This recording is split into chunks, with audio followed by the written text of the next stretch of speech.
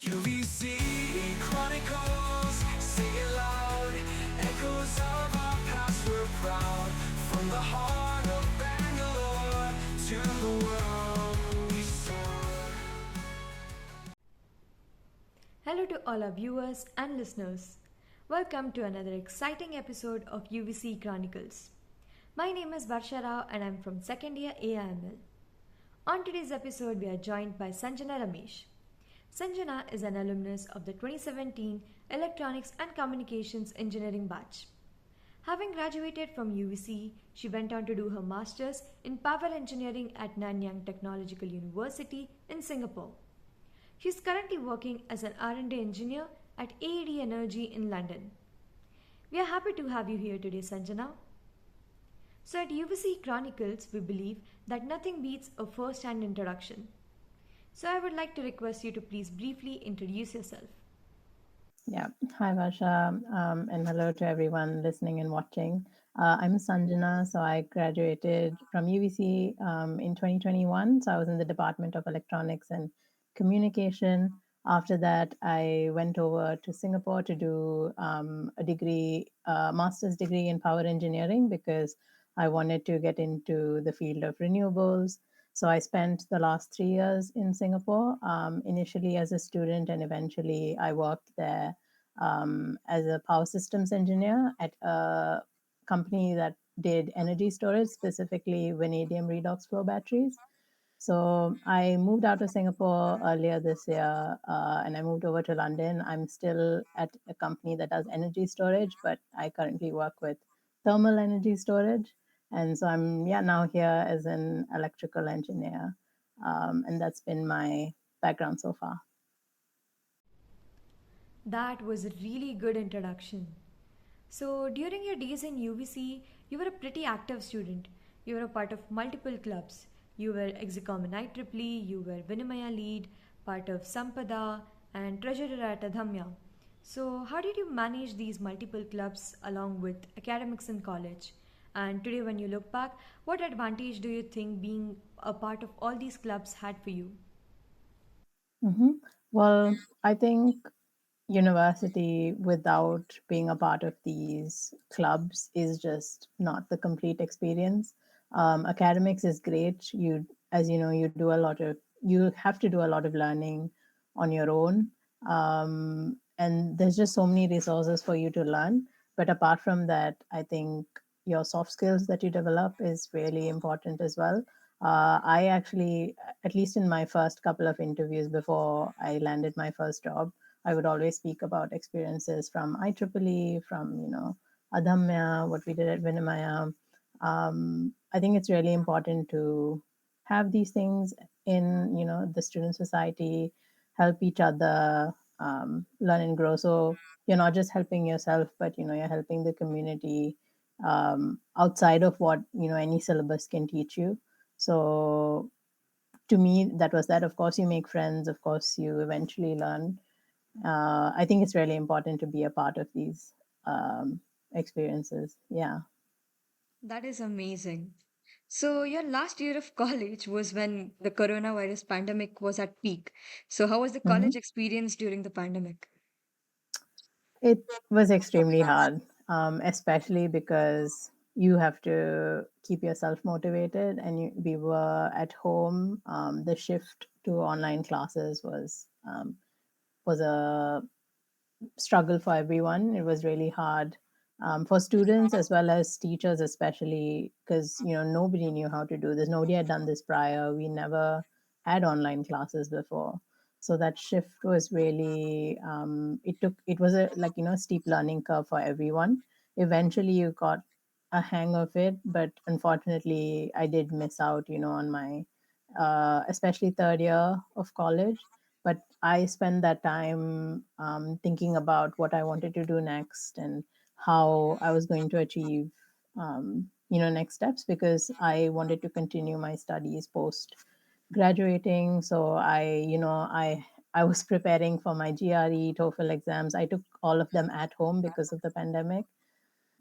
So yeah, just spent a lot of time at home that last year. But my final exams were, of course, in person in my fourth year. We came back, and we didn't graduate. Like the 2021 batch was at least in person eventually. um, but yeah, that was definitely some challenging times. Yeah. So that seemed like a difficult but a unique learning experience at the same time. Hmm. So, Yeah. can you share your experience of doing masters in power engineering in NTU Singapore and also Yeah. more about NTU in particular? Okay, sure. So, well, I know a lot of people, when they're considering graduate studies, you have so many options to choose from. The world is literally your oyster. So, when I was looking at it, I narrowed it down based on where I want to go, because I think the place you're moving to is just as important, because you're going to spend a big chunk of your life there, and you're going to start your life there alone. So, for me, I was particularly interested in moving to Asia. So you list out the universities in Asia. There's National University of Singapore, there's Nanyang Technological University. There are some great universities in Hong Kong and Taiwan as well that I'd applied to. But NTU was on top of my list because they are one of the best universities specifically for electronics and electrical background. So, and even more specifically, of course, the course was important as well, because I was trying to make a shift into the renewable sector. So that's why I had applied in particular to the power engineering course. So, it's your normal, if you've looked into it, like, normal application, you write your GRE, you write your TOEFL, you submit your application, and I was able to get into the cohort for 2022. So at NTU, I mean, facilities are great. There are so many, companies that do have corporate labs at NTU for electronics, electrical background specifically. You have like Rolls Royce that has a corporate lab there. So it's an incredible experience for me specifically, because I wanted to get into energy. You have the Energy Research Institute at NTU that does some incredible work.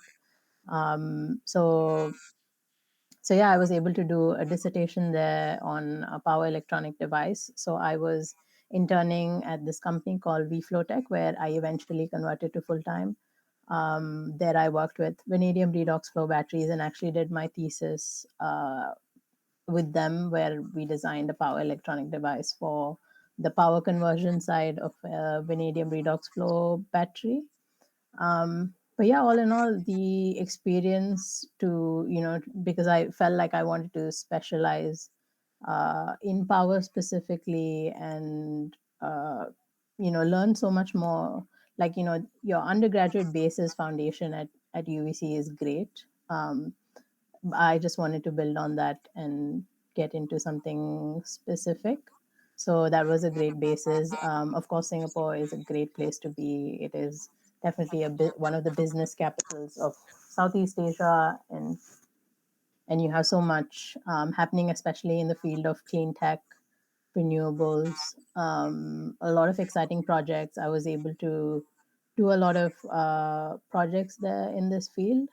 So yeah, it was an incredible experience, and NTU gave me that bolster that I needed to put my foot into this field.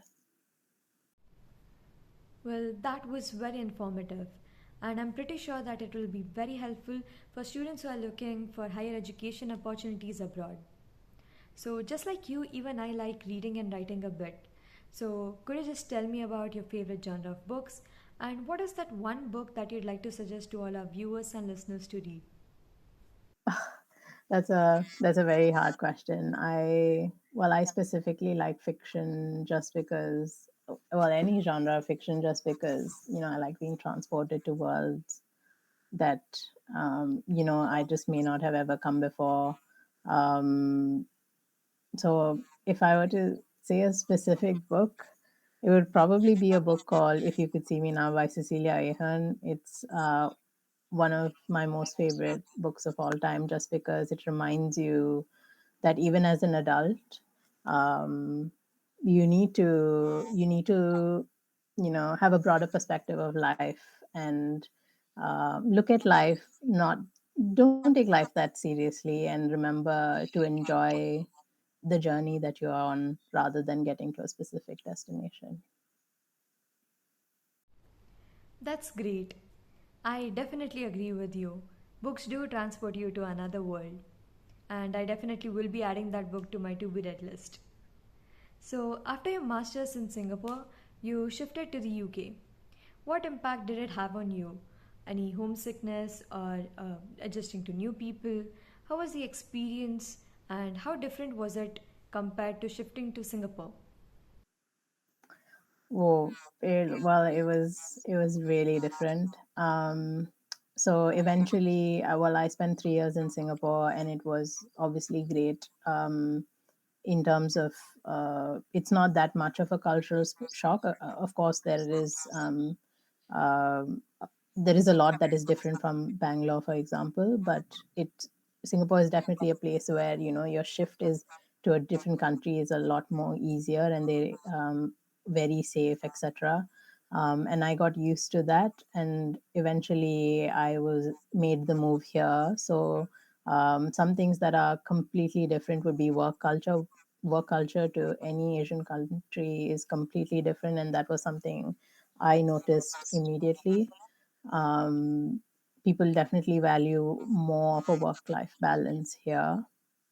Um, the weather is something that takes a lot of time to get used to. You definitely see the seasons changing consistently, and right now I'm about to enter my first winter, which has been really challenging. The weather's going to drop to zero next week, so I'm not particularly looking forward to that. But at the same time, London is so much more multicultural than any other place I've been to. So you just get to meet so many people doing so many different things. I've always been a part of startups, so something specifically that I've noticed is startup culture is just so vibrant here. Um, a lot of accelerators supporting startups, even the one that I'm at currently. And a lot of people are working on incredible technology to move towards sustainability and carbon neutrality. So it's really exciting being a part of that and seeing, things actually moving along and having an impact. So although it has been daunting and definitely much more of a um, shock to the system than Singapore was for me personally. It's been a great journey so far, and I look forward to being here for a little bit longer and learning as much as I can. That's really interesting knowing how startup cultures, weathers, and basically everything differs so much geographically. So, was it difficult to find a job in the UK? So yes and no. Um, what is a big barrier when it comes to maybe moving between countries would be your visa. So, do you have working rights in a specific country? I was able to get onto a specific visa because of the university I graduated from in Singapore. So, that was definitely a contributing factor to me getting a job in the UK because, companies would rather not um, have to deal with the processes of visa. But that's not to say that they aren't ready to, because there are a bunch of opportunities. Well, from my experience specifically in the renewable sector, that are very open to global talent, actually across the world and not just the UK. Because I had a job offer in Australia as well to work on renewable tech. So it depends how you place yourself and um, how passionate you are about this. I would say it's always going to be challenging no matter what sector you're in, but I'm sure there are opportunities that um, are ready to sponsor global talent. For me specifically, another tip I would give is to look into startups. I know there's a lot of risk involved when you um, you know start working or even go on the journey with startups, but they are an excellent place to grow. The hands-on experience and the impact that you have is like none other. And startups are also, you'd be surprised by how open they are to sponsoring candidates overseas. Yeah.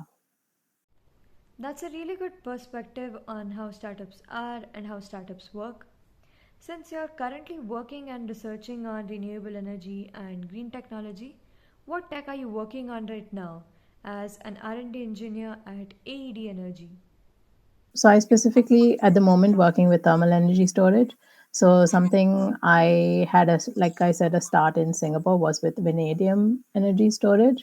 So I really got into the role that energy storage plays in the renewable sector. Of course, you have so every year a massive increase in deployment of renewable energy projects. So specifically solar, wind, the growth is phenomenal. But something, from a power engineering perspective, is that renewable energy is intermittent and it's really hard to integrate it with existing infrastructure. So how do you combat that? And one answer to that is through the use of energy storage. Energy storage is extremely important, especially in the field of renewables, to store excess energy generated, power generated, and then dispatching this at a constant, uh, dispatch rate. So there are so many different technologies in the field. You have your hydrogen fuel cells, lithium ion batteries, sodium batteries, zinc ion batteries. There's a bunch of technology in the market right now. But the leader of the field is lithium ion. And something I've learned is that there are a lot of disadvantages to lithium ion being used at this scale. So I've always worked with alternatives to lithium ion. So I started with vanadium, which is a great alternative.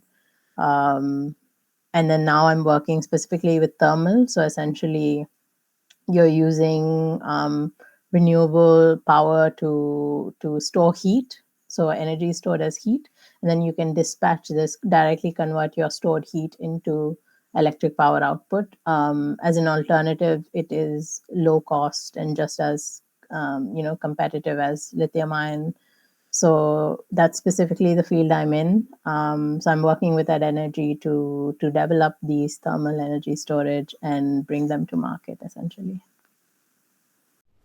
That's some really cool stuff. It was definitely fun and interesting to learn about renewable energy and all the current tech surrounding it. Well, it was a wonderful discussion with you today, Sanjana. As such an active woman in STEM, you are extremely inspiring.